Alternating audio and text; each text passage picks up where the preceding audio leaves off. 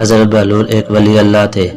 ایک دن راستے سے گزر رہے تھے، ایک بچے کو دیکھا، وہ کھڑا رو رہا تھا۔ دوسرے بچے اخروٹ سے کھیل رہے تھے۔ انہوں نے سمجھا اس کے پاس اخروٹ نہیں، اس لیے رو رہا ہے، میں اس کو لے کر دیتا ہوں۔ انہوں نے کہا بیٹا رو نہیں، میں تجھے اخروٹ لے کر دیتا ہوں، تو بھی کھیل۔ اس بچے نے کہا بہلول کیا ہم دنیا میں کھیلنے آئے ہیں؟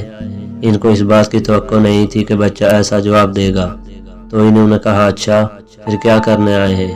بچے نے کہا اللہ تعالیٰ کی عبادت کرنے آئے ہیں۔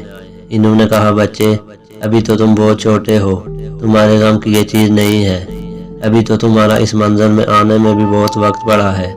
تو اس بچے نے کہا ارے بہلول مجھے دھوکہ نہ دے، میں نے اپنی ماں کو دیکھا ہے، وہ صبح جب آگ جلاتی ہے تو پہلے چھوٹی لکڑیوں سے جلاتی ہے، اور پھر بعد میں بڑی لکڑیاں رکھتی ہے، اس لیے مجھے ڈر ہے کہ یہ دوزخ مجھ سے نہ جلائی جائے اور میرے اوپر بڑوں کو نہ ڈالا جائے۔ یہ سن کر بہلول بے ہوش ہو کر گر گئے۔